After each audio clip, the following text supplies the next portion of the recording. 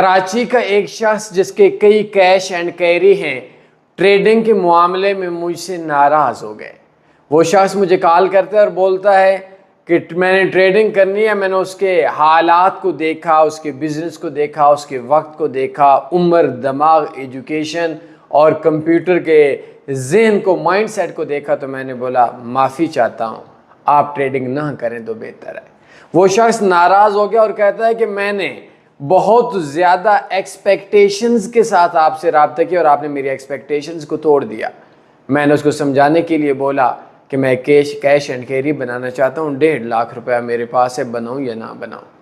तो वो शख्स बोलता है कि 1.5 लाख में तो एक फ्रीज़र ही नहीं आएगा, तो आपके ये 1.5 लाख भी जाएगा। तो मैंने कहा कि आपने मेरी भी तो एक्सपेक्टेशंस तोड़ दी हैं।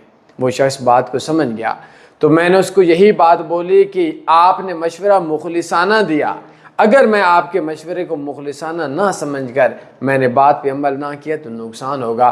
तो ये बात जो मैंने उस बंदे को कही थी आपको भी कहूँगा कि किसी भी सीनियर से किसी फील्ड के बारे में जानने से पहले एक्सपेक्टेशंस नहीं रखती, उससे सारा कुछ पूछो, उसकी एजुकेशन और उसके एक्सपीरियंस के बाद, उसके मशवरे के बाद आपने एक्सपेक्टेशंस तब से स्टार्ट करनी है।